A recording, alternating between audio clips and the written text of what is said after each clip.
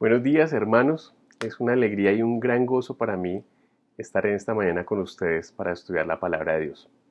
Mi anhelo es que el Señor hable a nuestros corazones, que penetre lo más profundo de ellos, que en este momento, en este tiempo que tenemos, que el Señor nos exhorte, nos consuele y que nos edifique. El título del mensaje de esta mañana le he titulado El mundo necesita cristianos. ¿Cuántos los creen?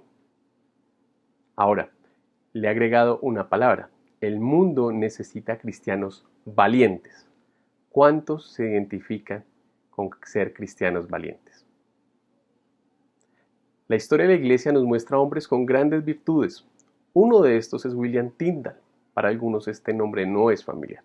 Por eso permítame hablarle un poco de él. Nació en 1494 en Inglaterra. Dominaba 7 idiomas, entre ellos el hebreo y el griego.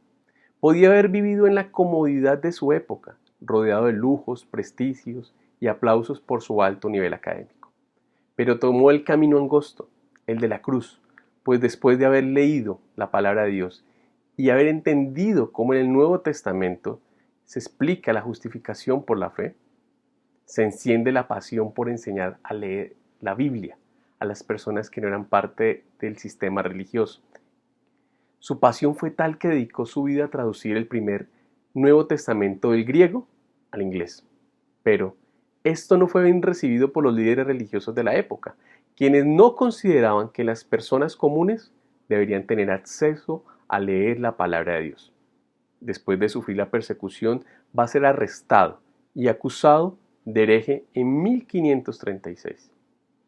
Su sentencia fue la muerte en la hoguera, en las llamas. El historiador inglés John Foss dice que Tyndale se le dio la oportunidad de retractarse, pero él no lo hizo, sino que pidió que se le diera un momento para orar. Y gritó: Señor, abre los ojos del rey de Inglaterra. William Tyndale es un ejemplo de valentía, de sabiduría, de buen testimonio, el cual surge de una convicción profunda en Cristo, fruto de su relación con Dios por medio del conocimiento y reflexión de su palabra. Un personaje que nos muestra el libro de Hechos con un perfil similar es el de Esteban, un hombre que le conocemos por los capítulos 6 y 7 de Hechos. En este se nos dice que las características de Esteban era que era un hombre de buen testimonio, lleno del Espíritu Santo, que tenía sabiduría y un gran conocimiento bíblico. Estas 4 características acompañaban a los servidores de la primera iglesia. Me surge una pregunta: ¿será que como servidores cumplimos estas 4 características? Bueno, y no solamente para los servidores, para los que se dicen ser cristianos. Cada uno puede evaluarse. Yo me he hecho la pregunta y, obviamente, también me hace falta. Lucas, el autor de Hechos, se toma muy en serio la vida de Esteban, que le dedica varias líneas a su testimonio, aunque no nos dice nada de sus relaciones familiares ni su oficio o profesión. Lo que sí nos menciona es que Esteban hacía señales y milagros asombrosos entre las personas. Esto que parecía exclusivo de los apóstoles lo vemos también en un diácono, Esteban. Esto parece ser que despertó los celos en algunos judíos, los cuales iniciaron a discutir con Esteban. Pero ojo, ninguno de ellos pudo hacerle frente, como dice el verso 10 del capítulo 6, por causa de su sabiduría y al espíritu con el que hablaba Esteban. Esto llevó a los opositores de Esteban a conseguir testigos falsos, quienes lo acusaron de blasfemar. La palabra blasfemar es utilizar una palabra o es hacer un acto que respete la majestad de Dios o que injurie sus obras. Las acusaciones que le hicieron a Esteban se resumen en el versículo 5. Y de hablar que Jesús destruiría el templo y cambiaría las costumbres que Moisés les había dejado. Una serie de acusaciones muy graves para el sistema religioso judío. Esteban debía saber que estas acusaciones le podían llevar a morir lapidado, es decir, apedreado. Está hablando de Jesús, está hablando que el templo sería destruido y está hablando de que las costumbres que se habían dejado Moisés iban a ser cambiadas. Pero allí estaba Esteban, frente al Concilio Supremo, donde sería interrogado por el sumo sacerdote, quien le preguntó, capítulo 7 de Hechos, verso 1, ¿son ciertas estas acusaciones? Recordemos que ese es el lugar donde habían llevado a Jesús, el cual falsamente fue acusado por blasfemar. Y es presentado ante los romanos para matarlo. Eso lo vemos en Mateo 26:65. En el caso de los apóstoles, en Hechos 4, también se nos presenta esto, ¿no? Ellos fueron acusados y se disponían para ser asesinados, pero al final solo se les castigó físicamente y se les prohibió hablar de Jesús. El protagonista ante el concilio cambia. Ya no es Jesús, ya no son los apóstoles, sino que es un diácono, un servidor de mesas, alguien que se encarga de la logística, o como diríamos nosotros hoy, un ujier. Todos en el cuerpo de Cristo somos importantes, no hay jerarquías. La forma que deseo mostrarles este momento de Esteban lo abordaré en 3 puntos. Primero, la valentía en medio de la sociedad, la valentía en medio de los religiosos y la valentía en medio del peligro. Permítanme iniciar explicándoles la palabra valentía. Esta alude a un guerrero fuerte, osado y sin temor en la batalla. Se utiliza mucho para designar a los héroes militares, pero permítanme acá agregar algo, tanto hombres y mujeres. En la Biblia también hay mujeres. En el libro de Jueces se nos describe mujeres muy valientes y bueno, en todo el Antiguo Testamento y en el Nuevo Testamento también. El término usado también es usado en la exhortación que se le hace a Josué. Esfuérzate y sé valiente. Josué 1:6. Tiene el sentido entonces de ser fuerte en esas conquistas militares. Ojo, cuando hablamos de Josué y esfuérzate y sé valiente, se está hablando especialmente de leer la palabra de Dios y esforzarse por cumplir lo que en ella estaba escrito, ¿no? La valentía entonces se aprecia como una cualidad, mientras que el opuesto, que es la cobardía, se menosprecia. La valentía entonces en medio de la sociedad es el primer punto. El sumo sacerdote, quien probablemente era toda Caifás, era quien había liderado el juicio injusto contra Jesús. La pregunta formal por parte del sumo sacerdote se asemeja a los estrados judiciales que le preguntan al acusado: ¿se declara usted culpable o inocente de los cargos que se le acusan? Esteban no respondió ni sí ni no a las acusaciones. Los falsos testigos habían dicho lo siguiente, capítulo 6, verso 14.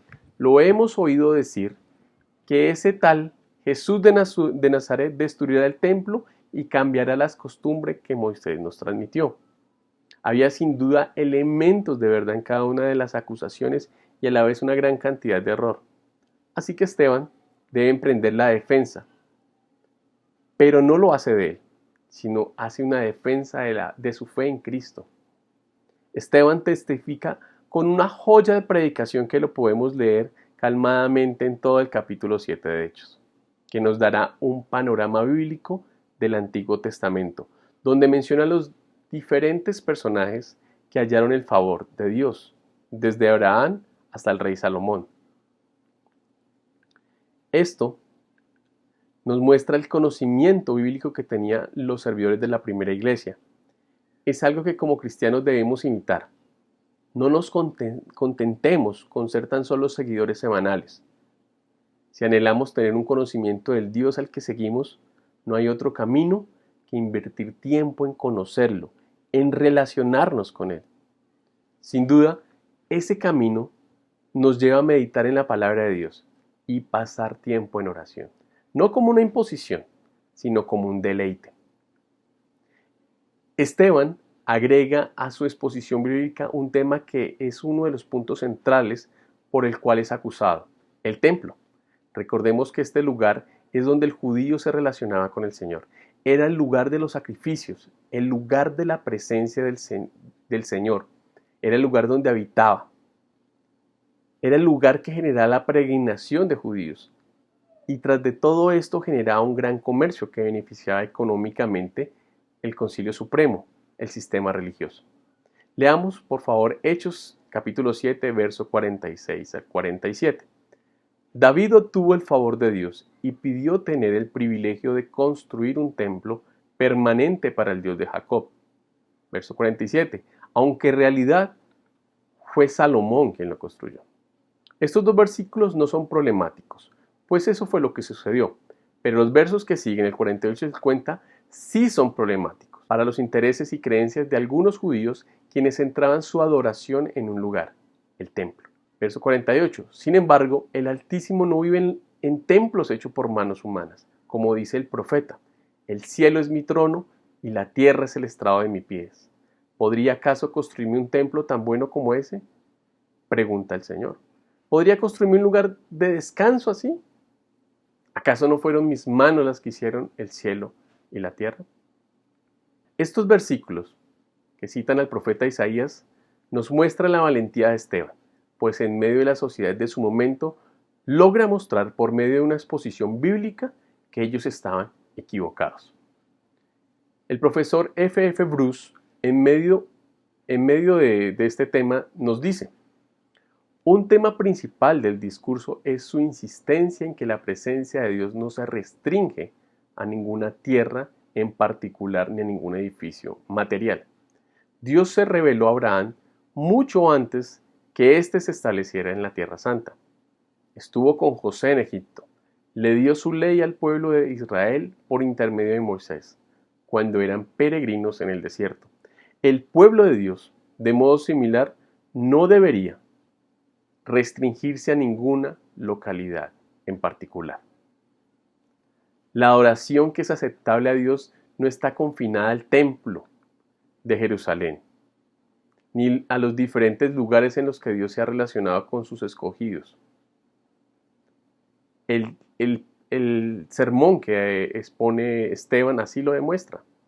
Esteban ha mencionado en su predicación algo que confrontó el sistema de la sociedad judía con la explicación de que el Dios de Israel, el Todopoderoso, no era un Dios territorial, pues el Altísimo no habita en casas construidas por manos humanas. Algunas personas siguen teniendo en mente que es importante el lugar. Por ejemplo, algunos hacen peregrinación a Jerusalén o a ciertos templos cristianos, creyendo que al ir recibirán bendiciones especiales, que solo se logra si se va. No podemos olvidar que la iglesia somos nosotros, las personas que hemos nacido de nuevo y donde el Señor ha decidido morar. Jesús explicó a la mujer samaritana que la pregunta no era dónde se debe adorar, sino cuál era la actitud para adorar. Eso lo vemos en Juan, en el capítulo 4, verso 19 en adelante. Señor, dijo la mujer, seguro que usted es profeta. Así que dígame, ¿por qué ustedes los judíos insisten en que Jerusalén es el único lugar donde se debe adorar? Mientras que nosotros los samaritanos afirmamos que es aquí, en el monte Gerizim, donde adoraron nuestros antepasados. Verso 21, Jesús le contesta, créeme, querida mujer, que se acerca el tiempo en que no tendrá importancia si se adora al Padre en este monte o en Jerusalén. Pero se acerca el tiempo, de hecho ya ha llegado, cuando los verdaderos adoradores adorarán al Padre en espíritu y en verdad. El Padre busca personas que lo adoren de esa manera, pues Dios es espíritu. Por eso todos los que lo adoran deben hacerlo en espíritu y en verdad. En tiempos de la pandemia del COVID, algunos pastores mencionan que el deber de la iglesia es desobedecer a los gobiernos cuando estos prohíben el culto en el templo. Uno se pregunta, ¿es el camino correcto? Detrás de esto existen algunas motivaciones, obviamente bien intencionadas. Congregarnos es un regalo de Dios.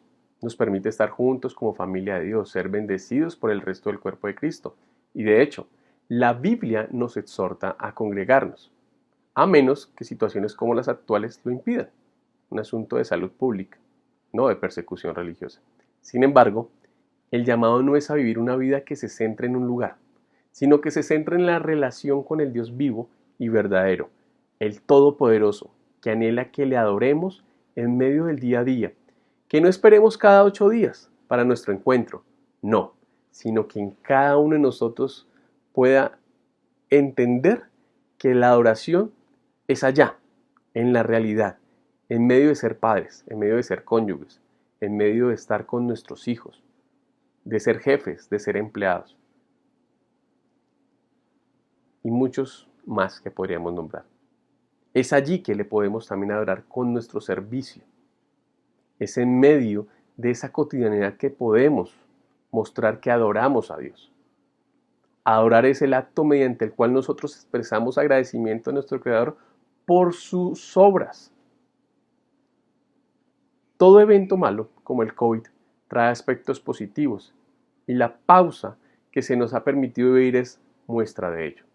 No desaprovechemos, hermanos, la pausa para ajustar nuestras vidas y mostrar la valentía en medio de una sociedad que busca adorar el sistema individualista, consumista, que no sabe administrar los recursos, y hedonista, es decir, el que busca el placer como finalidad de la vida. ¿Cómo está tu adoración en tu día a día en medio de una sociedad que no busca adorar a Dios? ¿Cómo vives tu relación con Dios en tiempos donde los templos se han cerrado? ¿Tienes realmente una relación con Dios? Pasemos ahora a ver la valentía en medio de los religiosos. Permítame definir un poco lo que yo quiero comunicar al decir religioso. Estoy pensando en personas que aparentan ser santos, pero viven orgullosos de esa santidad, pues anhelan mostrar que cumplen con una serie de normas y le imponen a otras personas, y se parecen mucho a los fariseos en los tiempos de Jesús, no logran ni siquiera ellos cumplir. Su motivación es la parte externa, buscan el aplauso de las personas. Es decir, los religiosos viven solo de apariencias, pero en realidad están en bancarrota espiritual. Son, como decía Jesús, sepulcros blanqueados. Jesús apuntaba a una realidad muy diferente, no a la conducta, sino al corazón. Y es ahí que Esteban llega con su mensaje, al corazón, con unas palabras fuertes. Verso 51. Pueblo terco, ustedes son paganos de corazón y sordos a la verdad. ¿Se resistirán para siempre al Espíritu Santo? Eso es lo que hicieron sus antepasados y ustedes también. Mencionen a un profeta a quien sus antepasados no hayan perseguido. Hasta mataron a los que predijeron la venida del justo, el Mesías, a quien ustedes traicionaron y asesinaron. Deliberadamente desobedecieron la ley de Dios a pesar de que la recibieron de mano de ángeles. La confrontación de Esteban a los religiosos que estaban en el concilio es fuerte, pues utiliza 3 palabras que los describe a ellos. Pueblo terco, paganos de corazón y sordos a la verdad. Imagínense los rostros de los religiosos que escuchaban a Esteban, una persona común, diciéndole semejantes acusaciones a los grandes maestros de la ley. ¿De qué sirve el conocimiento bíblico si la reflexión profunda y la humildad necesaria para ser exhortado? Los miembros del concilio debieron recordar que Dios ya les había dicho las palabras similares al pueblo de Israel en el desierto.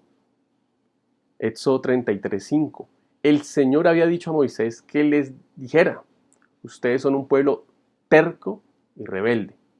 Esteban no utilizó otro camino para construir su mensaje, su apologética, su defensa de la fe, que la palabra de Dios. El pueblo de Israel se había caracterizado por rechazar a los enviados de Dios. Verso 9 del capítulo 6. José, un libertador, fue rechazado. Verso 29, 26, 35, 39 y 43. Moisés, un libertador, fue rechazado constantemente. Verso 52.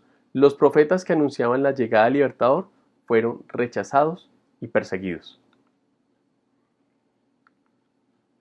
Los versos 51 y 53 nos muestra que el pueblo de Israel rechazó a los enviados del Señor. Esteban, a lo largo de su mensaje, ha dejado claro que después De Moisés había una promesa que el Señor enviara un líder que libertaría al pueblo. Verso 37. Moisés mismo le dijo al pueblo de Israel: Dios le levantará un profeta como yo dentro de su propio pueblo. Esteban citaba Deuteronomios 18:15 y en las últimas líneas de su sermón dice claramente quién es esa persona, refiriéndose a Jesús, es a quien ellos lo habían traicionado y asesinado. Los religiosos que decían amar a Dios, seguir a Dios, adorarlo, no le conocían, pues habían rechazado al Mesías, a Jesucristo. De estos religiosos era a quienes Esteban se refería: tercos, paganos y sordos. El pueblo de Israel, a quien Dios había escogido y el cual era portador del plan de Dios, trágicamente, sus descendientes habían repudiado a aquel a quien debían consumarse todo ese plan y el propósito divino, la redención.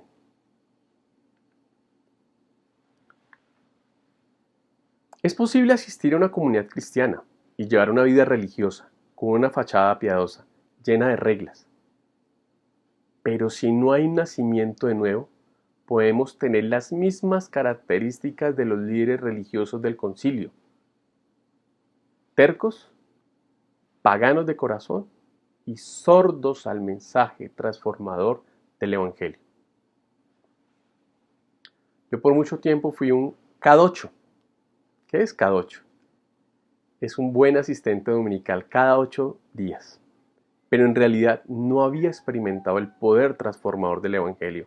No lograba ver el fruto del Espíritu Santo en mi vida. Me preguntaba: ¿dónde está la paz? ¿Dónde está el amor? ¿Dónde está el gozo? Fue solamente cuando llegué arrepentido del corazón, después de leer la palabra de Dios y escuchar al Señor en esas palabras, que reconocí mi necesidad de entregarlo todo. Todo. Todo. Es decir, mis sentimientos, mis luchas, mis anhelos, mis finanzas al Señor, mi vida entera. Es ahí que conocí al Señor como guía en cada área de mi vida. No es fácil caminar por el camino que nos presenta el Señor, pues es necesario que Dios nos dé la valentía para no someternos al molde de la sociedad, ni al molde religioso, el de las fachadas, ya que los dos, tanto el molde de la sociedad como el molde religioso, son peligrosos. Cristo no se nos presenta porque Él necesite de nosotros, sino porque su amor y misericordia nos siguen llamando en medio de la pandemia de una sociedad idólatra, que vive creando ídolos para adorarlos, para inclinarse ante ellos, como la moda, las redes sociales, los títulos académicos, la fama, el poder, el dinero y un largo etcétera, que con su ruido busca ensordecer a las personas para que no puedan reconocer su necesidad de arrepentirse por la testarudez de caminar solos. La propuesta de Esteban es que adoremos a Cristo, el cual nos lleva al camino estrecho, pero es en ese camino que nos reconcilia con el Padre. Somos huérfanos si no nos hemos reconciliado con el Señor. Es Jesús que puede hacer el milagro de hacernos nacer de nuevo, de darnos vida. Deja de luchar solo, no rechaces a Jesús. ¿Anhelas libertad de tus adicciones y luchas? Jesús es el camino. No estamos solos, mis queridos hermanos. El Dios Todopoderoso no habita en un templo construido por manos humanas.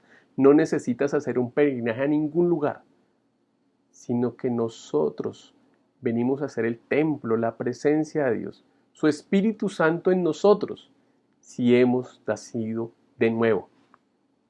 Esto no quiere decir que no necesitemos reunirnos como pueblo de Dios. La primera iglesia nos da ejemplo. Era una comunidad valiente en medio de los religiosos. Ahora miremos la valentía en medio del peligro. Los líderes judíos se enfurecieron por la acusación de Esteban y con rabia le mostraban los puños. Verso 55. Pero Esteban, lleno del Espíritu Santo, fijó la mirada ¿dónde? En el cielo, y vio la gloria de Dios, y vio a Jesús de pie en el lugar de honor, a la derecha de Dios. Verso 56. Y les dijo, miren, veo en los cielos abiertos, y al Hijo del Hombre de pie en el lugar de honor, a la derecha de Dios. Entonces, ellos se taparon los oídos con las manos, y empezaron a gritar. Se lanzaron sobre él, lo arrastraron fuera de la ciudad y comenzaron ¿a qué? A apedrearlo. Sus acusadores se quitaron las túnicas y la pusieron a los pies de un joven que se llamaba Saulo. Mientras lo apedreaban, Esteban, ¿qué debería hacer? Tal vez gritar, tal vez enojarse, pero no, Esteban oró. Señor Jesús, recibe mi espíritu.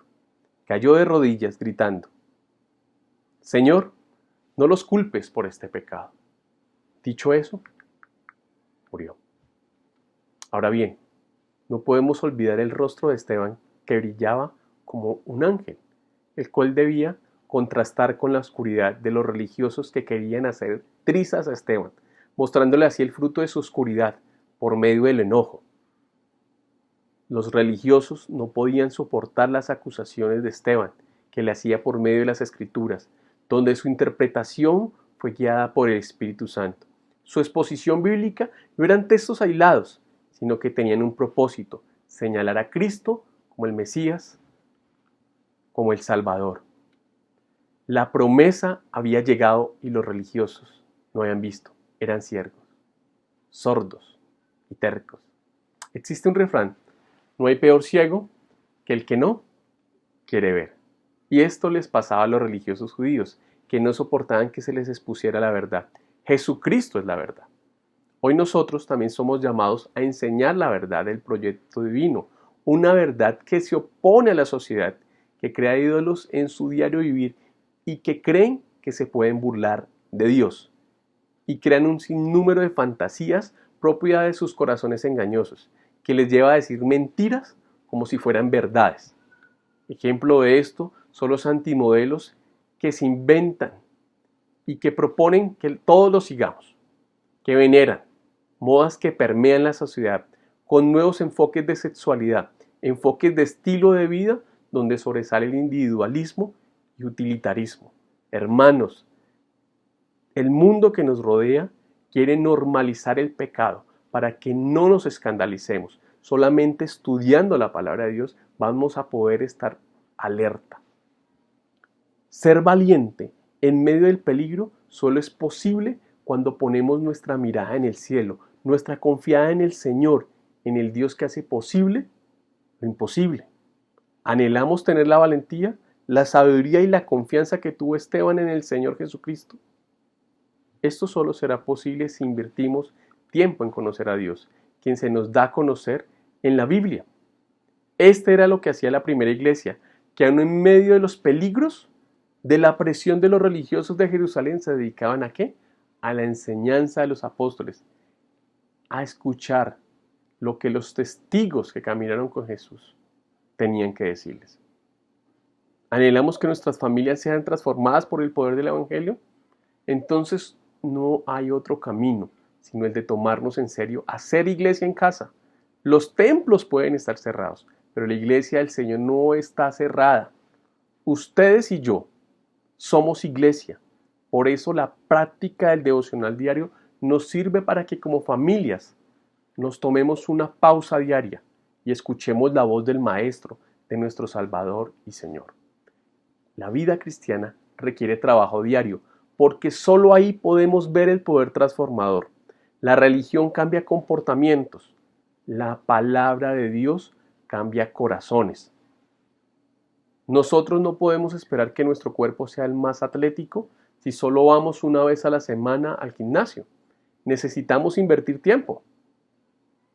Necesitamos cambiar hábitos y hacer esfuerzos diarios para ver resultados diferentes en nuestras vidas, en las vidas de nuestra familia. Esteban tuvo la valentía, la sabiduría, la confianza en el Hijo de Dios ante el peligro del concilio, no por casualidad. No, Él era parte de la iglesia que se reunía a estudiar la palabra de Dios. Capítulo 2, verso 42 de hecho nos recuerda: todos los creyentes se dedicaban a la enseñanza de los apóstoles, a la comunión fraterna, a practicar juntos la coinonía, a participar juntos en las comidas, entre ellas la cena del Señor y la oración. Todos hemos rogado a Dios por sabiduría. ¿Quién de ustedes no ha rogado por sabiduría? Todos, acá. Para afrontar los diferentes desafíos que se nos presentan en el día a día, como las relaciones familiares, las relaciones laborales, las dificultades económicas, las adicciones, entre muchas otras. Y pensamos que la sabiduría nos ha de llegar como un milagro espontáneo. Y claro, sí creo en los milagros. Lo que no creo es en que el Señor se complazca en una actitud perezosa de no estudiar la palabra de Dios. Porque es que es allí donde está la sabiduría. No creas que tu carácter va a mejorar porque asistes los domingos a la iglesia o porque te conectas a ver la predicación. No. Tu vida y la de tu familia necesitan que, al igual que Esteban, nos tomemos en serio la vida cristiana, porque la vida en Cristo nos pone en el equipo de los valientes, en el equipo de los que no se conforman a este mundo, el equipo de los que son llenos del Espíritu Santo, en el equipo de los que se niegan a sí mismos.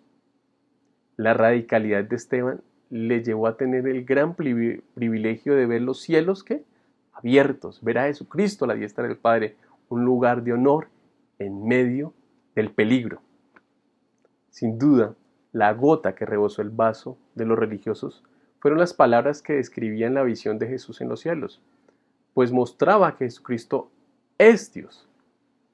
Los religiosos se sintieron amenazados y mostraron lo que había en sus corazones: odio, rechazo a la verdad, pues confiaban ¿en qué? En sus obras, en sus sacrificios.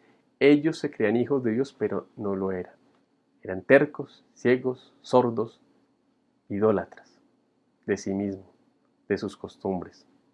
La religiosidad es peligrosa, pues desea imponer su pensamiento, mientras que el Evangelio persuade.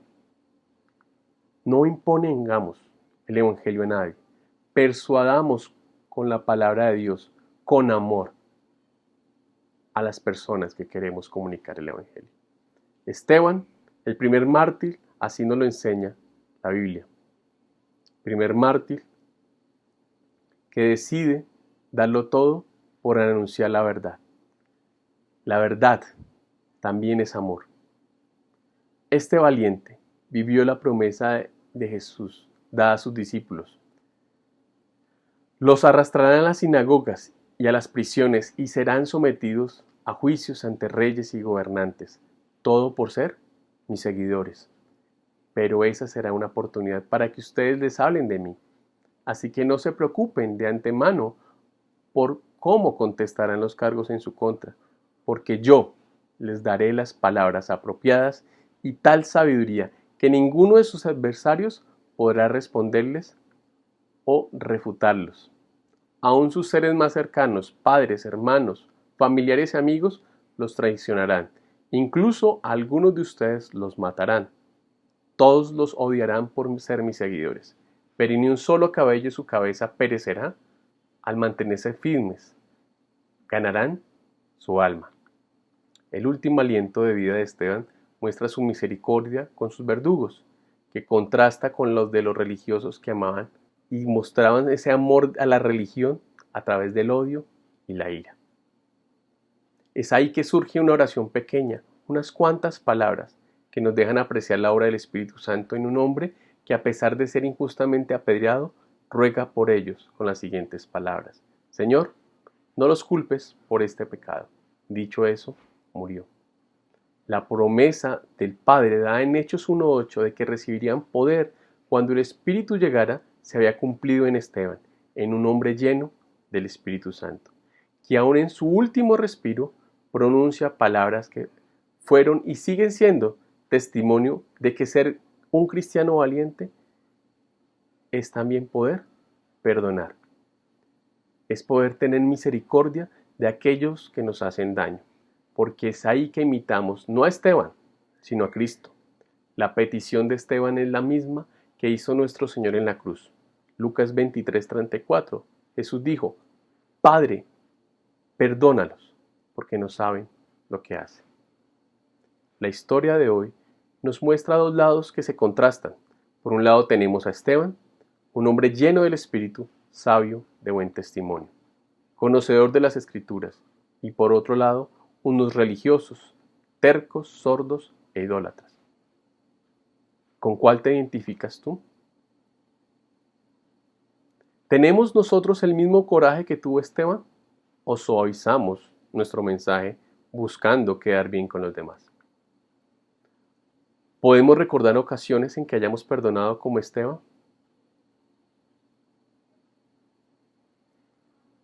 ¿Cómo te ha hablado Cristo hoy? ¿Qué necesitas cambiar en tu vida para ser un hombre o mujer lleno del Espíritu Santo, sabio, de buen testimonio y conocedor de las Escrituras? Si hoy tenemos la Biblia en la mano, no es por fruto de la casualidad, sino fruto de hombres como William Tyndale, que entendieron que era necesario correr el riesgo, aún de morir, por anunciar la verdad, por abrir los ojos a la verdad, a Cristo. Podemos honrar a Dios, que encendió la pasión en hombres como Tyndale, leyendo y meditando en la palabra de Dios. Vivamos la valentía en medio de esta sociedad. Seamos valientes en medio de los religiosos. Seamos valientes en medio del peligro. Testifiquemos de Cristo, porque el mundo necesita cristianos valientes. Su familia necesita cristianos valientes, cristianos que estén dispuestos a perdonar, que estén dispuestos a meditar en la palabra de Dios, que estén dispuestos a invertir en otros, a anunciar la verdad, a anunciar a Cristo. Oremos. Padre de los cielos, yo te doy infinitas gracias, porque una vez más, Señor, nos has desafiado, nos has llevado, Señor, al arrepentimiento. Muchos momentos hemos sido cobardes, no hemos sido capaces de perdonar. Nuestro orgullo nos ha dejado. Somos cobardes cuando nos dejamos dominar por el molde de la sociedad, por el molde religioso de la hipocresía. Perdónanos cuando nos hemos tapado los oídos a tu voz. Ayúdanos, Señor. Ayúdanos, Señor, a ser los valientes que nuestras familias necesitan. Valientes en tomar cada vez más en serio tu palabra. Valientes en separar tiempo para estar contigo. Valientes para tomar, Señor, de la mano a nuestras familias, a nuestros hijos, a nuestro cónyuge, a nuestros hermanos, tíos, familiares, amigos, y decirles que tú eres la verdad, Señor. Señor, que la sociedad ni que la religiosidad nos moldeen, Señor, sino que sea tu palabra, esa palabra dulce, esa palabra de amor que penetra lo más profundo de nuestros corazones. Yo te doy muchas gracias, Señor, porque en medio de tu iglesia, esa iglesia universal, que se congrega en diferentes lugares, en diferentes horas, tú sigues levantando valientes que anuncian la verdad, tu palabra, tu mensaje. Señor, que dentro de cada uno de mis hermanos que en esta mañana ha escuchado este mensaje, Señor, sigas levantando valientes, que los sigas sosteniendo, aquellos que ya son parte de esos valientes, y los que no, Señor, Padre, haz el milagro de que nazcan de nuevo, Señor, y llénalos de tu Espíritu Santo. Que tu sabiduría nos ayude, Señor, en el día a día, a adorarte, Señor, en nuestra cotidianidad, en el trabajo, en nuestra casa, con nuestros hijos, Señor. Que el amor al dinero, que el amor a diferentes cosas que nos ofrece el mundo no nos separe de la relación contigo. Señor, que podamos ser testimonios, ser como Esteban, de buen testimonio, Dios. Gracias, oh Dios, por tu palabra. Yo oro en tu nombre, Jesús. Amén. Mis hermanos, que el Señor Todopoderoso les continúe bendiciendo. La predicación no ha terminado. Inicia cuando ustedes, mis hermanos valientes, se levantan a ser los padres, a ser los esposos, los hijos, los vecinos, los tíos, los abuelos que el mundo necesita. Que Dios les continúe bendiciendo.